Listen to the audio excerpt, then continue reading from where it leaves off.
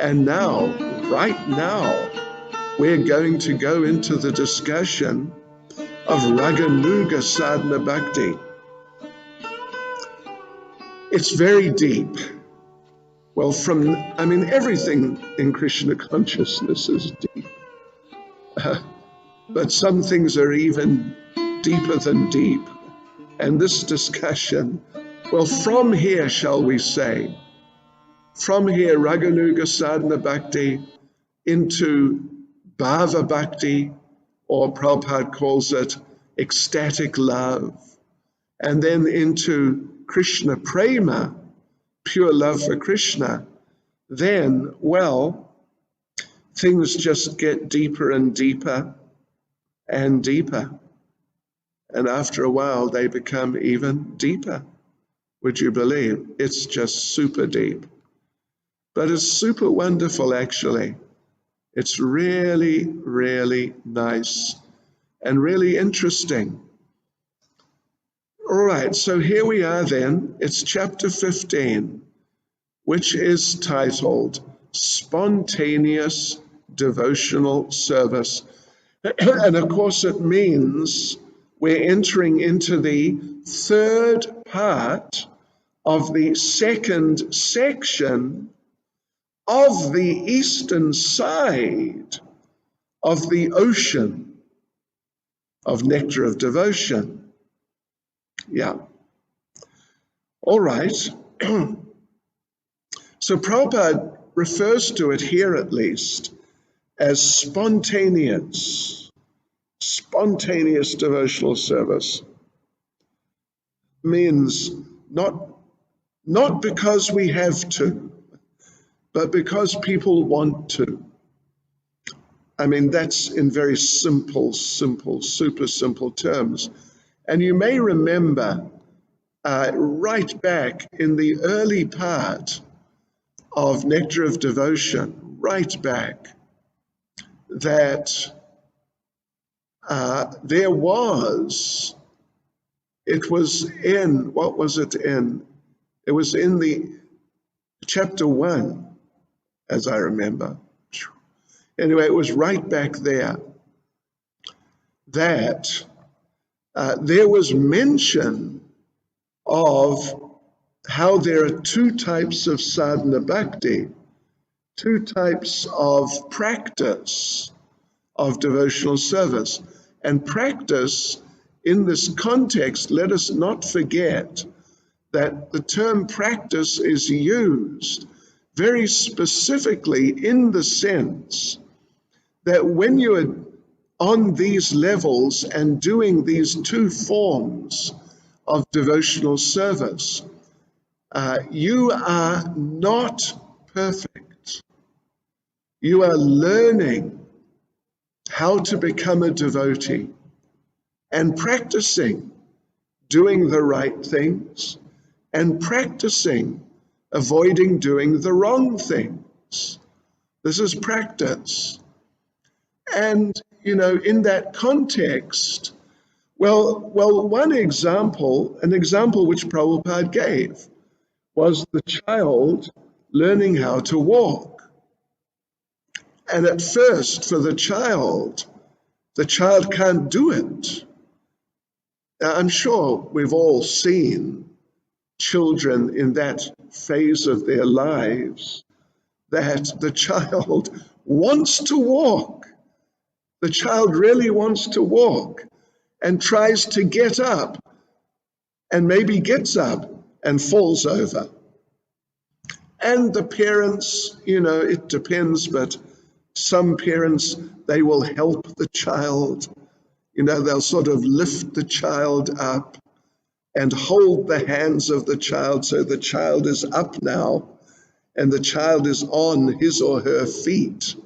And so then they lead the child forward and the child's legs are sort of moving. So it's kind of like the child is walking, but the child is not walking. Yeah, there's a whole process of assisting the child.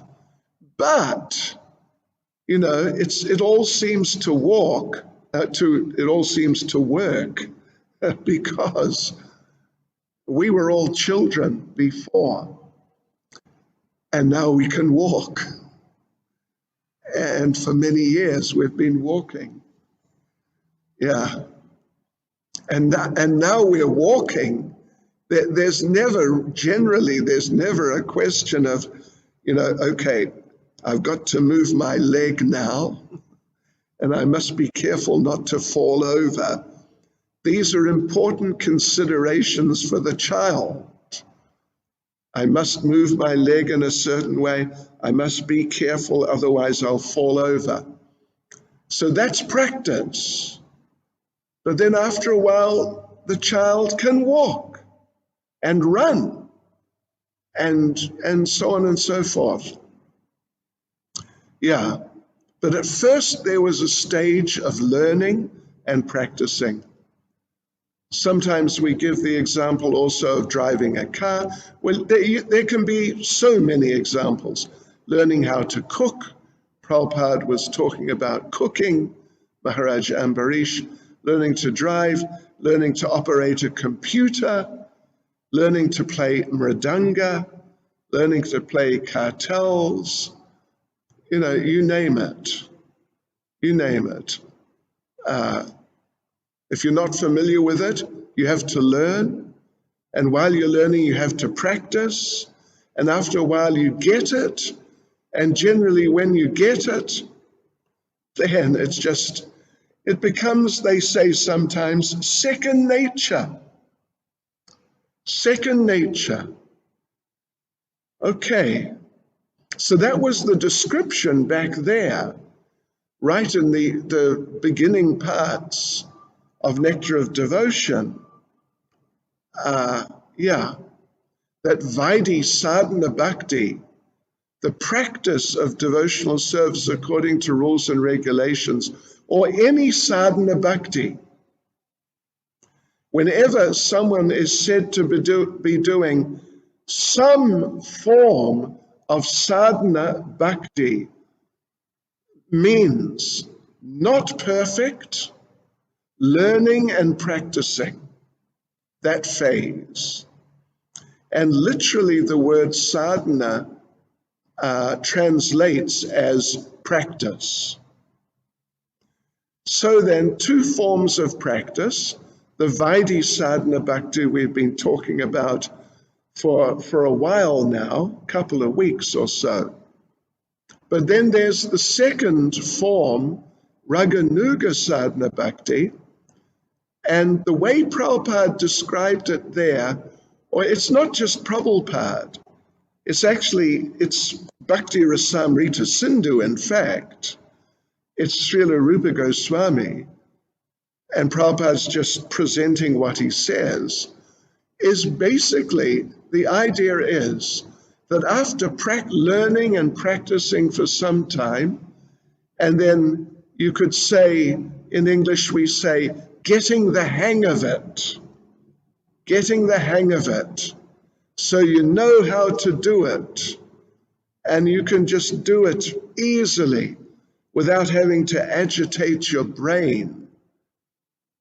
So after having done devotional service like that, under rules and regulations, the way it's described in the very beginning is that gradually you get a taste for these things. And Prabhupada and Rupa Goswami, they give the example of someone who is doing deity worship. And the person has been doing deity worship according to the rules and regulations, part of which is early in the morning you must get up and worship the deity. You must get up early at a certain time and worship the deity, and whether you feel like it or not, whether you want to or not, but you just have to do it. But then the way Prabhupada explains is that after some time, and like we said, getting the hang of it, now you know how to do it, you can do it easily. then you come to the point, Prabhupada says, that you're happy to get up in the morning. It's not something like, oh, do I have to get up again?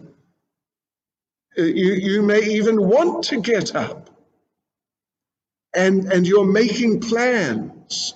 We'll worship the deity in this way or that way, and do decorations and so on and so forth.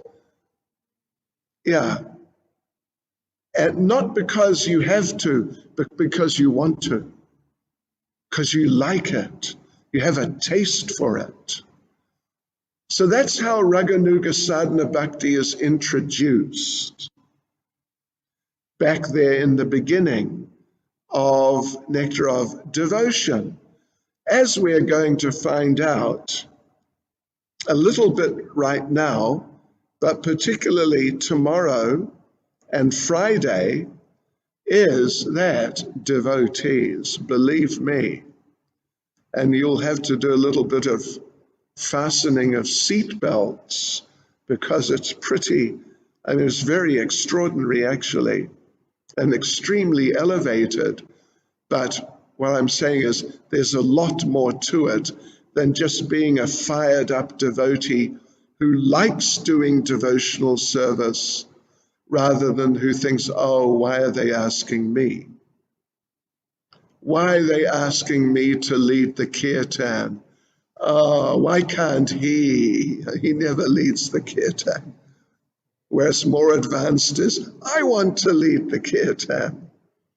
So that's, anyway, let's see. All right, so let's go into now chapter 15. And in doing that, we have to bring to your attention a very important point about the editing of this chapter particularly, and maybe to some degree the following chapter 16, but definitely this chapter 15.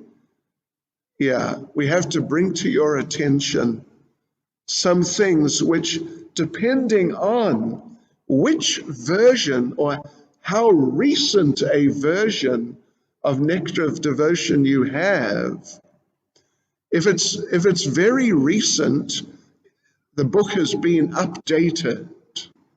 If it's an older version, then there is a misuse of terminology, of a particular term. And so if you have an older version of Nectar of Devotion, then let me just tell you, let's just go right into it right now. Chapter 15, paragraph 1, the very beginning. Examples of spontaneous devotional service can be easily seen in Krishna's direct associates in Vrindavan. The spontaneous dealings of the residents of Vrindavan in relationship with Krishna are called, brace yourselves if you have the old version, are called Rag Atmik or Rag Atmika, not Raganuga. Raganuga, wherever the term Raganuga is used in this chapter, it must be changed to Rag Atmik or Rag Atmika. It is the Sanskrit form. Ragatmika.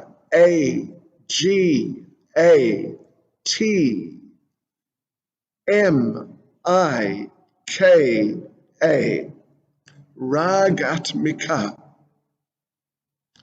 I'm sorry. Yes.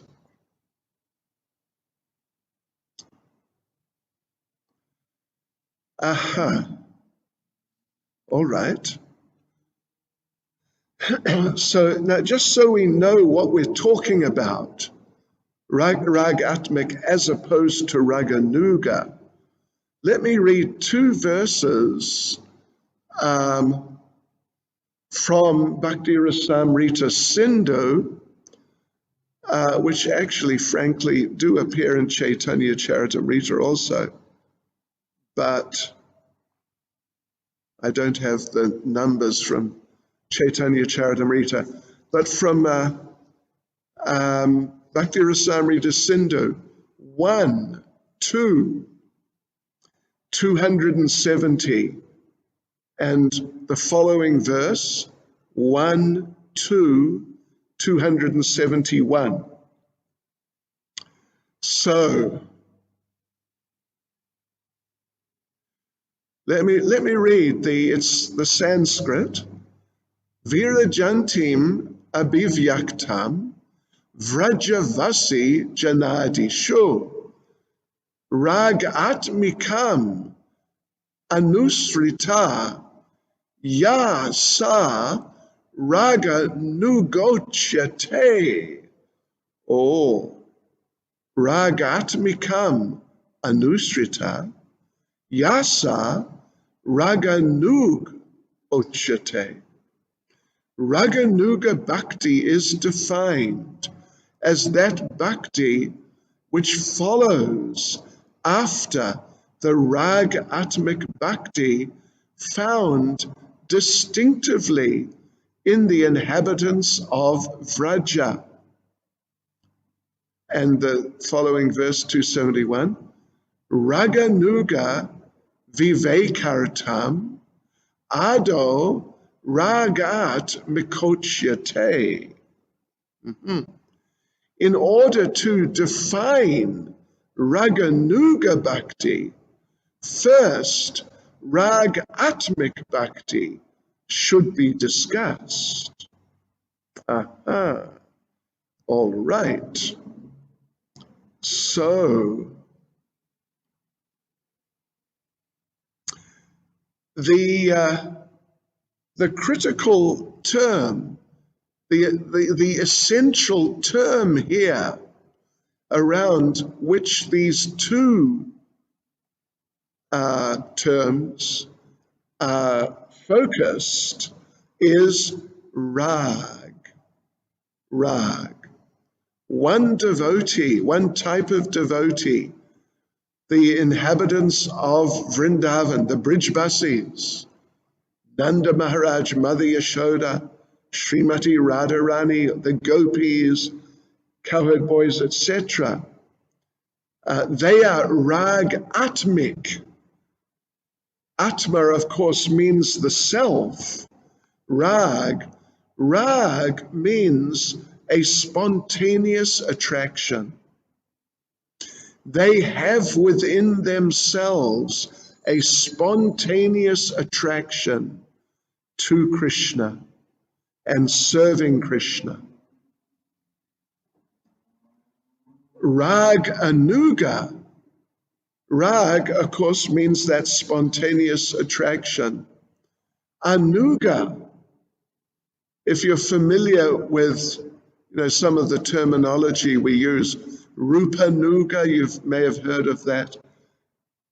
Rupa means Rupa Goswami. Anuga means follower. We're followers of Rupa Goswami. Prabhupada Anuga. We are followers of Prabhupada. Rag Anuga means devotional service following the devotees who have rag. Means you don't have rag. Maybe you have the beginnings of rag. You have an attraction to developing rag, spontaneous attraction to Krishna, but you have to do sadhana. You have to learn. You have to practice how to serve Krishna like those devotees who have rag, the spontaneous attraction. And let us just conclude. I'll tell you a couple. Will I tell you a couple? Let me just tell you one translation of a verse. Now, actually, this is interesting. It's Madhya Lila 22, 150. Whereas in Bhakti Rasamrita Sindhu, it is the next verse after the two we just read a couple of minutes ago. But in Chaitanya Charitamrita, Madhya Lila 22, 150, Lord Chaitanya is instructing Sanatan Goswami. And the simple translation, listen to this, Rag is defined as spontaneous, deep thirst for the object of love, Krishna. Rag is defined as spontaneous, deep thirst for Krishna. Bhakti that is impelled exclusively by such a thirst, driven by that thirst for Krishna, is called Rag Atmika Bhakti. Yes. Okay, that's a little introduction. I hope we're making sense there. And we will continue tomorrow. Srila Prabhupada Ki. Hare Krishna.